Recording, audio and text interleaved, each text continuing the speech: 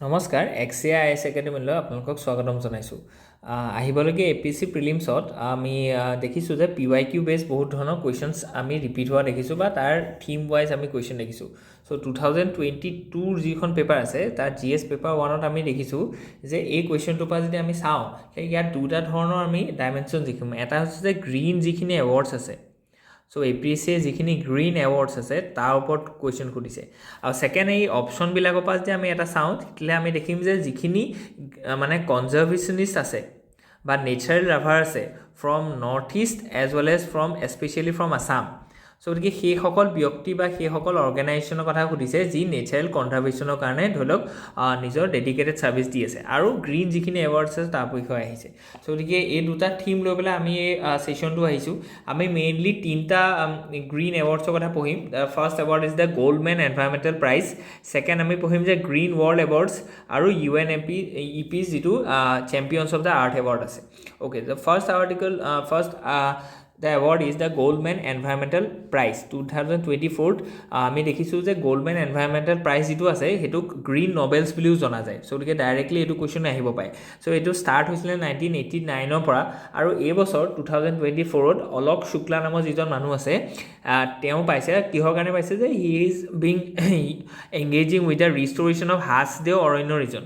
আৰু এই হাছদেও অৰণ্য ৰিজনটো ছত্তীশগড় ষ্টেটত আছে, ৰাজ্যত আছে। ঠিক আছে, চ' গতিকে এই মানুহজনৰ ফটোখনো আমি আনিছোঁ যাতে আপোনালোকৰ ভিজুৱেলাইজেশ্যন হয়। ঠিক আছে, চ' গতিকে এইটো গ্ৰীণ নবেল বুলি কয়।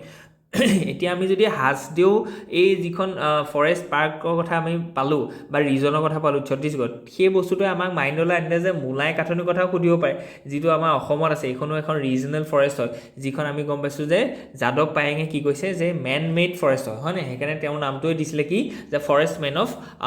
ইণ্ডিয়া। চ' ঠিক তেনেকৈ মোলাই কাঠনিৰ কথা আমি যদি চাওঁ, ঠিক তেনেকৈ হাছদেও অৰণ্য, সুন্দৰবন যিখন মেনগ্ৰোভ আছে সেইখন ৱেষ্ট বেংগলত আছে। তেনেকৈ ৰিজনেল ফৰেষ্ট কেইখনমান আমি চাইছোঁ। এখন চাইলেণ্ট ভেলী যিখন কেৰেলাত আছে। চ' তেনেকৈ আপোনালোকে এখন টি টেবুল মেটচ কৰিবলৈ দিব পাৰে। দিহিং দিবাং অৰুণাচলত আছে। পালামু এইখনৰ কথা আহিব পাৰে ডাইৰেক্টলি, চ' সেইখন ঝাৰখণ্ডত আছে, দেখিছেনে? আৰু ঠিক তেনেকৈ আমি যদি চাওঁ যে ছোটা নাগপুৰ প্লেটো এইখিনিতো আমি দেখা পাইছোঁ। আৰাৱলী ফৰেষ্ট আছে। ঠিক তেনেকৈ দাণ্ডেলি ফৰেষ্ট যিখন আছে এইখন কৰ্ণাটকাত আছে, এইখন ইম্পৰ্টেণ্ট হয়। চ' ডাইৰেক্ট আপোনালোকৰ এখন টি টেবুল বনাই দিলে, চ' গতিকে মেটচ কৰিবলৈ দিব পাৰে। ঠিক তেনেকৈ আমি চিমিলিপাল যিখন আমি দিনত দেখিছোঁ যে 107th national park of India যিখন হৈছে ৰিচেণ্টলি, তাৰ কথা সুধিব পাৰে, যিখন উৰিষ্যাত আছে। অ'কে, চ' গতিকে খাচী হিলছ আমি গম পাইছোঁ। অ'কে, চ' গতিকে আমি নেক্সট যদি চাওঁ যে ৰিলেটেড টু ফৰেষ্ট আৰু এটা বস্তু আছে যে এগ্ৰিকালচাৰেল কিছুমান ছাইট, যিখিনি ছাইটত বহুত হিষ্টৰিকেলি আমাৰ ইম্পৰ্টেণ্ট কেইটামান এগ্ৰিকালচাৰ টেকনিক আছে, যিখিনি আমি এগ্ৰিকালচাৰেল হেৰিটেজ ছিষ্টেমৰ আণ্ডাৰত এইখিনি এনলিষ্টেড কৰা গৈছে বাই দ্য UNFAO। ঠিক আছে, চ' গতিকে ইয়াত আমি যদি চাওঁ এই কৈছে যে ইউনিক মানে এইখন management of the farmers and the herds and fish and tribes. ঠিক আছে, চ' গতিকে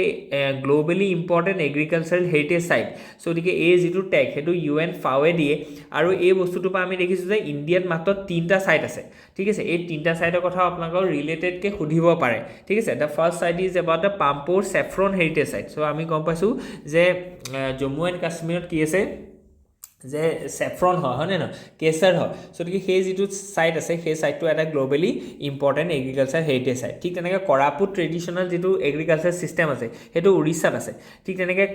কুটানাড বিল' চি লেভেল ফাৰ্মিং যিটো আছে সেইটো কেৰেলাত আছে। ঠিক আছে, চ' গতিকে এইকেইটা বস্তু আপোনালোকে মনত ৰাখি থ'ব, আৰু কোনে এইটো ডিক্লেয়াৰ কৰে সেইটো মনত ৰাখি থ'ব। আৰু ইয়াৰ ৰিগাৰ্ডিং আমি এটা MCQ এটা প্ৰভাইড কৰা গৈছে যে কিহৰ কাৰণে দিয়ে তাৰ ওপৰত বেছ কৰি পেলাই। ঠিক আছে, আপোনালোকে এটেম্প কৰিব, ইয়াত আমি অপশ্যনকেইটাও দি থোৱা আছে। Okay, let's move ahead. Next যিটো এনভাইৰমেণ্টেল এৱাৰ্ড আছে সেইটোৰ নাম হৈছে green world environmental award. So' গতিকে গ্ৰীণ ৱৰ্ল্ড এনভাইৰমেণ্টেল এৱাৰ্ডটো এইবছৰ কোনে পাইছে? ইণ্ডিয়াৰ কোল ইণ্ডিয়া লিমিটেড CIL পাইছে in the category of CSR category. So' গতিকে কৰ্পৰেট ছ'চিয়েল ৰেছপনচিবিলিটি যিটো আছে তাৰ আণ্ডাৰত পাইছে। কেলৈ পাইছে? কাৰণ কি they have been engaging with the thalassemia Bal Sewa Yojana. Thalassaemia আমি গম পাইছোঁ যে যিটো ব্লাডৰ যিটো ৰেড ব্লাড কৰ্পাছকুল আছে সেইটো কমি যায়। অ'কে, চ' গতিকে এইটো এটা ধৰি লওক জেনেটিক এটা খুব ৰেয়াৰ ডিজিজ হয়। অ'কে, চ' গতিকে আমি সেইটো কাৰণে আমি এইটো দেখিছোঁ। ঠিক আছে, ফাউণ্ডেশ্যন কেতিয়া এইটো ষ্টাৰ্ট হৈছিলে? 1994ত ষ্টাৰ্ট হৈছিলে, যিটো আমি গ্ৰীণ অৰ্গেনাইজেশ্যন লণ্ডনৰ আছে তেওঁলোকে এইটো এৱাৰ্ড দিয়ে, নামটো হৈছে green world environmental award. So' গতিকে এইটো ইম্পৰ্টেণ্ট হয় কাৰণ কি ইণ্ডিয়া এটা অৰ্গেনাইজেশ্যনে পালে। নেক্সট যেটো আটাইতকৈ ইম্পৰ্টেণ্ট এৱাৰ্ড হয় ৰিগাৰ্ডিং দিছ গ্ৰীণ এৱাৰ্ডছ সেইখিনি হৈছে যে UNEP ইউনাইটেড নেশ্যনছ যিটো এনভাইৰমেণ্টেল প্ৰগ্ৰেমছ আছে তেওঁলোকৰ যিটো champions of the earth award আছে সেইটো চ' গতিকে 2005ত সেইটো এষ্টাব্লিছ কৰা গৈছিলে UNEP সেইটো মানে ডিক্লেয়াৰ কৰে আণ্ডাৰ দ্য 4 কেটেগৰিজ চ' গতিকে 4টা কেটেগৰি দিয়া এটা আছে পলিচি লিডাৰশ্বিপ এটা আছে ইনস্পিৰেশ্যন এণ্ড একশ্যন এটা আছে এণ্ট্ৰপ্ৰিনিউৰিয়েল ভিজন আৰু চায়েন্স এণ্ড ইন'ভেশ্যন চ' গতিকে এইটো আমি মনত ৰাখিব লাগিব যে অনাৰেবল প্ৰাইম মিনিষ্টাৰ নৰেন্দ্ৰ মোদীয়েও এই এৱাৰ্ডটো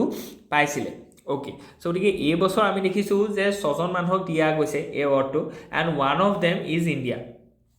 belongs to India Madhav Gadgil বহুত ডাঙৰ মানুহ চ' গতিকে 2024 লৰেটছকেইজন আমি চাইছোঁ যে যেনেকৈ আমি তেওঁলোকৰ নামখিনি দি দিছোঁ কিন্তু এইসকলৰ ভিতৰত আমাৰ ইণ্ডিয়াৰ পৰা যিজনে পাইছে সেইজন বেছি ইম্পৰ্টেণ্ট হ'ব মাধৱ গাডগিল চ' গতিকে এতিয়া মাধৱ গাডগিলে যিখন কিতাপ লৈ আছে এই কিতাপখনৰ নাম হৈছে এ ৱাক আপ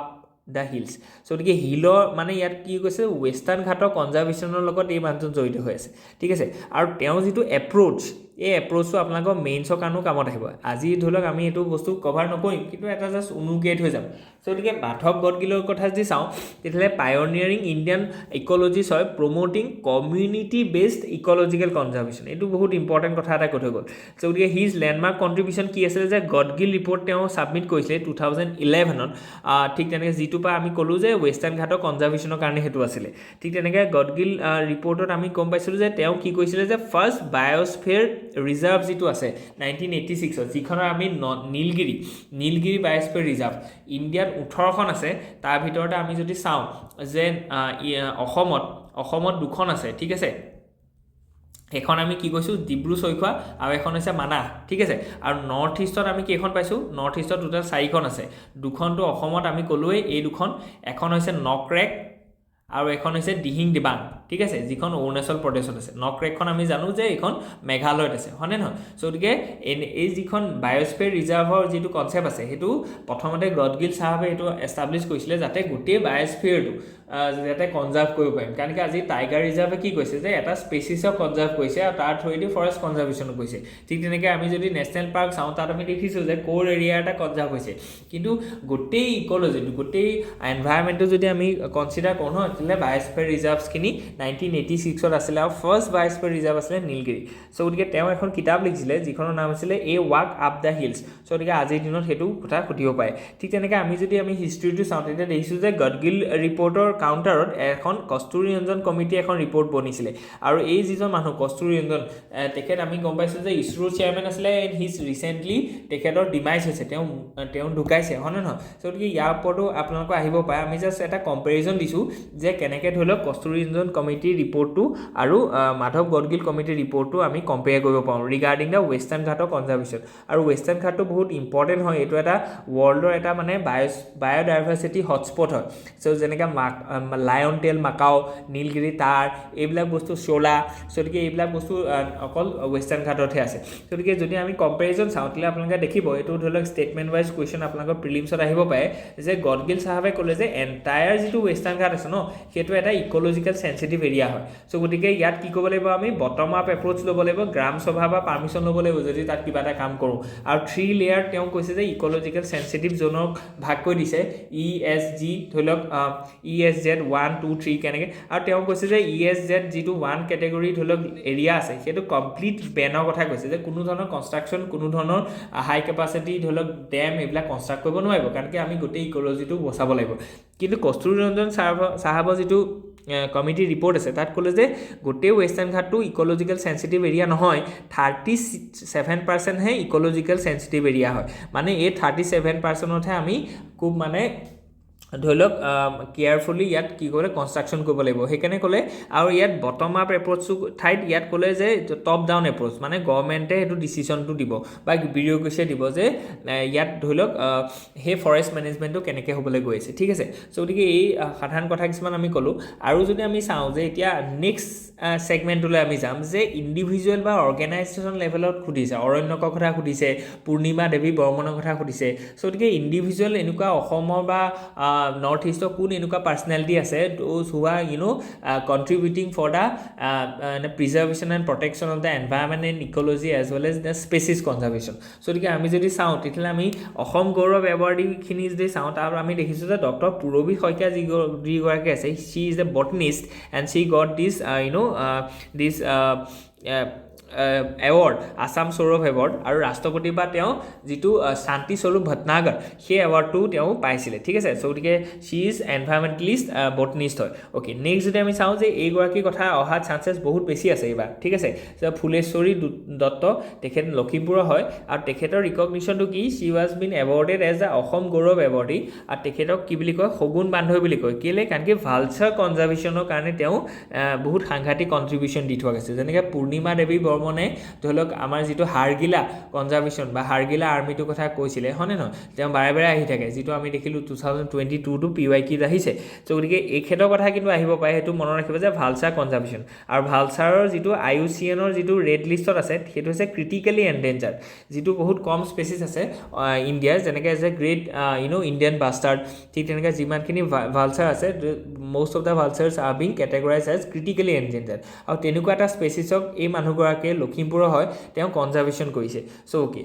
নেক্সট যদি আমি চাওঁ যে অসম গৌৰৱ এৱাৰ্ডৰ পৰা আৰু দুটা মানে ডিষ্ট্ৰিক্টে পাইছে বা এখন হৈছে ভিলেজে পাইছে এইটো হৈছে বাৰেকুৰি ভিলেজ কেলৈ কাৰণ কি হুলক গিবন যিটো আছে যিটো এটা এপ হয় সেই এপটো কনজাৰ্ভেশ্যনত তেওঁলোকে বহুত ডাঙৰ কণ্ট্ৰিবিউশ্যন আছে চ' গতিকে বাৰেকুৰি ভিলেজৰ কথা তিনিচুকীয়াত আছে ডাইৰেক্ট আপোনালোকে সেইটো সুধিব পাৰে ঠিক তেনেকৈ আমি যদি কওঁ যে হাতী বন্ধু ভলণ্টাৰী অৰ্গেনাইজেশ্যন চ' গতিকে এটা ধৰি লওক আপোনালোকক লিখি দিলে যে হাতী বন্ধু ভলণ্টাৰী অৰ্গেনাইজেশ্যনটোৱে কি পালে অসম সৌৰভ বঁটা পালে কিন্তু সৌৰভ বঁটা পোৱা নাই পাইছে গৌৰৱ বঁটা কিন্তু আপোনালোকক ধৰি লওক ষ্টেটমেণ্ট ৱাইজত সেইটো ভুলকৈ দিলে বুজি পাইছে চ' গতিকে গৌৰৱ বঁটা পাইছে ঠিক তেনেকৈ ক'লে যে এইটো নগাঁৱত নাই এইটো কাৰ্বি আংলঙত আছে চ' গতিকে আপোনালোকে সেইটো মনত ৰাখিব লাগিব যে কাৰ্বি আংলঙত নাই এইটো নগাঁৱত আছে বুজি পালেনে চ' তেনেকৈ ধৰণে আপোনালোকক কি আহিব পাৰে কুৱেশ্যন আহিব পাৰে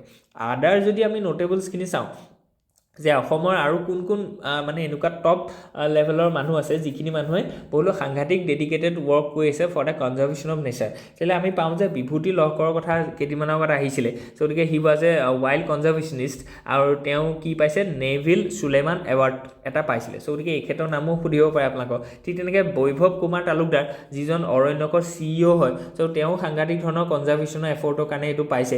যিটো এৱাৰ্ডৰ নাম হৈছে হেৰি মিজল এৱাৰ্ড চ' গতিকে হেৰি মিজল এৱাৰ্ডটো কোনে পাইছে বৈভৱ কুমাৰ তালুকদাৰে পাইছে ঠিক তেনেকৈ আমি এজন মানুহৰ নাম চাম যে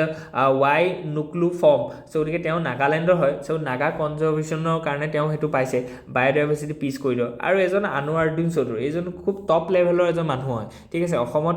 মানে কেইজনমান যদি লেখত ল'বলগীয়া আমি যদি চাওঁ ৱাইল্ড কনজাৰ্ভেশ্যনিষ্ট তেখেতৰ নাম ক'ব লাগিব ঠিক আছে এইজন এজন চিভিল ছাৰ্ভিচ আছিলে চ' এথিক্সৰ পেপাৰটো আপোনালোকে লিখিব পাৰে যে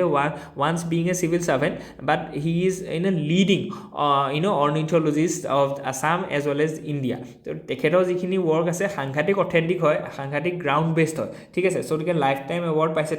তেওঁক আমাৰ অসমৰ বাৰ্ডমেন অফ আছাম বুলিও কোৱা হয় ঠিক আছে ডক্টৰ আনোৱাৰুদ্দিন চৌধুৰী এইটো কথা পাহৰিলে নহ'ব আপোনালোকে ঠিক তেনেকৈ আমি যদি ডক্টৰ চালিম আলিৰ কথা আমি কম্পেয়াৰ কৰিব পাৰোঁ তেখেতৰ লগত ঠিক আছে চালিম আলি আমি গম পাওঁ সকলোৱে যে বাৰ্ডমেন অফ ইণ্ডিয়া হয়নে নহয় চ' গতিকে BNSH যিটো এটা ছ'চাইটি আছে বম্বে নেশ্যনেল হিষ্টৰিকেল ছ'চাইটি তেওঁ এজন ফাউণ্ডাৰ হয় চ' এই মাজত সাংঘাতিক ধৰণৰ ইম্পৰ্টেণ্ট মানুহ হয় চ' গতিকে আজিৰ কাৰণে ইমানেই আছিলে হোপ ইউ এনজয় ইয়াত যদি কিবা থাকে please let us know' in the comment section thank U